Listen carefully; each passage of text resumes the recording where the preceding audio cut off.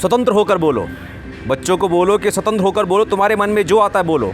वो कुछ ऐसी चीज़ कर रहा है जो इन सब चीज़ से बाहर है। सभी ज्ञानी हैं। I repeat once again, the problem is not the difference of opinions, problem is the inaction on the similarities of opinions. तो हर इंसान जानता है कैसा खाना चाहिए, कैसा पीना चाहिए, कैसा सोना चाहिए, खाने के बाद क्या करना चाहिए, आइसक्रीम खानी चाहिए कि नहीं खाना चाहिए, गुड़ खाना चाहिए तो कैसा खाना चाहिए, चीनी खानी चाहिए कि नहीं खानी चाहिए, everyone knows. So today is 24th of July 2024.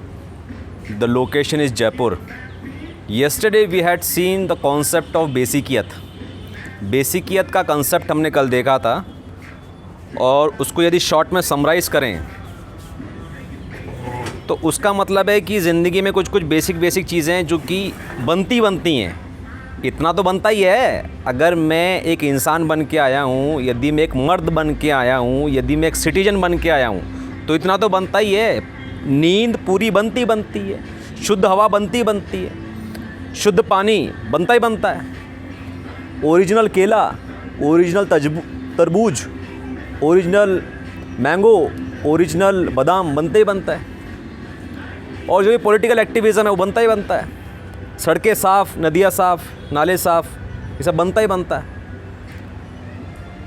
और ज़िंदगी में मुझे हारमोनियम बजाना है तो बनता है। अगर मुझे अपने विचार किसी को शेयर करने हैं तो बनता है। और यदि आप एक कुटुंब बनाकर रह रहे हैं, एक परिवार बनाकर रह रहे हैं, तो परिवार के लोगों का एक दूसरे के साथ कम्युनिकेशन के अंदर दो प्राइमरी चीज़ें, what bothers you, what empowers you. स्वतंत्र होकर बोलो।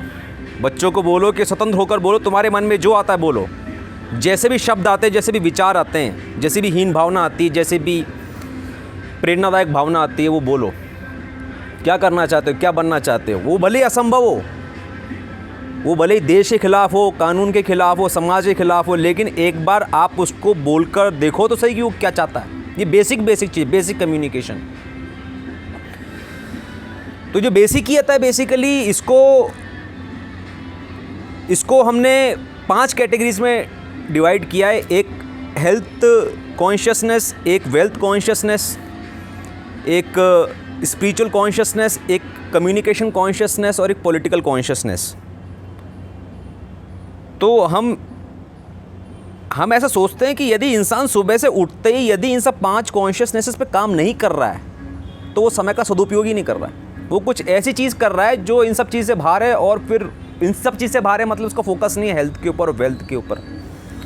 हर समय का, हर पल का, हर घंटे का सदुपयोग इस दिशा में होना चाहिए कि मैं अपनी हेल्थ कॉन्शियसनेस को और कैसे क्लीन कर सकूं, एक्सपेंड कर सकूं, और हेल्दी में कैसे बन सकूं, और बढ़िया क्वालिटी नींद मुझे कैसे मिल सके, और बढ़िया क्वालिटी पानी मुझे, गहरी सांस कैसे मिल सके, चिड़ियों की चू चू और पेड़ों का सानिध्य मिल सके, ज़्यादा से ज़्यादा कैसे मैं नंगे पैर घास पे चल सकूं। या मैं नहीं बता रहा हूं आपको कि कैसे हेल्दी रहना चाहिए। Everyone has their own idea, please understand. सभी ज्ञानी हैं। I repeat once again, the problem is not the difference of opinions, problem is the inaction on the similarities of opinions. आपको ही पता है कि हेल्दी कैसे रहना है, लेकिन आपने कुटुंब नहीं बना रखे। आपके जो कुटुंब है वो कुछ भी, कोई पिज़्ज़ा खा रहा है, कोई बर्गर खा रहा है, कोई सात्विकता के नाम पर कार्बाइड वाला केला खा रहा है, पेस्टिसाइड वाले अंगूर खा रहा है, जिसको जो मिल रहा है वो खा रहा है। माइंडफुलनेस नहीं है। सो माइंडफुलनेस के साथ में, सजगता के साथ में जब व्यक्ति जीवन जीता है तो वो इन 5 कॉन्शियसनेस पे काम करता है, और उसको कहते हैं एक ऑथेंटिक जीवन। Please understand. So this is the authenticity with the self, this is the authenticity with your body, this is the authenticity with your manhood, this is the authenticity with your citizenship, this is the authenticity towards the society, this is the authenticity towards the Almighty, this is the authenticity towards God. So if you are not living an authentic life, then you are being blasphemous.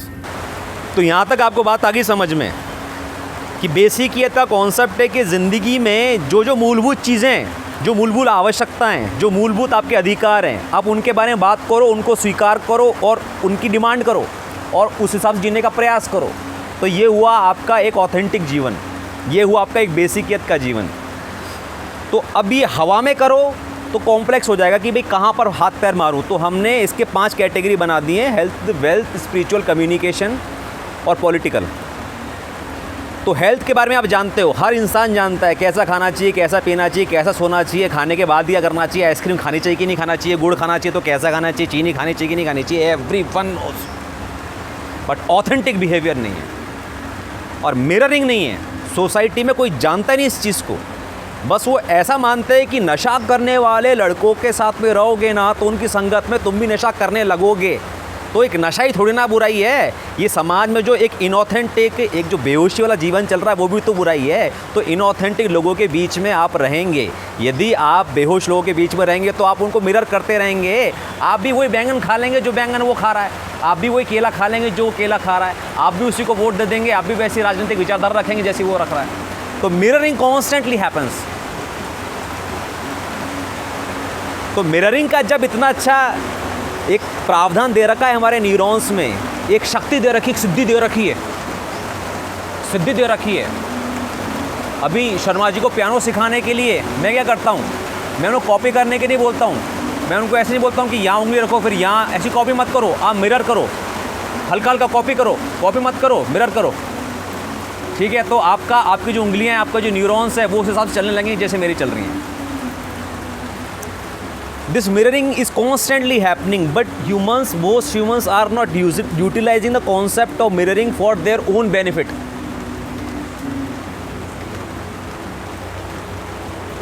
तो ये सिद्धियाँ सोचती हैं कि अगर मैं इसकी सेवा में नहीं हूँ, यदि ये मेरी सेवा नहीं ले रहा है तो मैं किसी और की जगह सेवा करूँगी। तो न्यूरोप्लास्टिकली जो दो लोग दुनिया को गुलाम बनाना चाहते हैं वो फिर आपके सामने ऐसा प्रोपेगेंडा भेजना शुरू करेंगे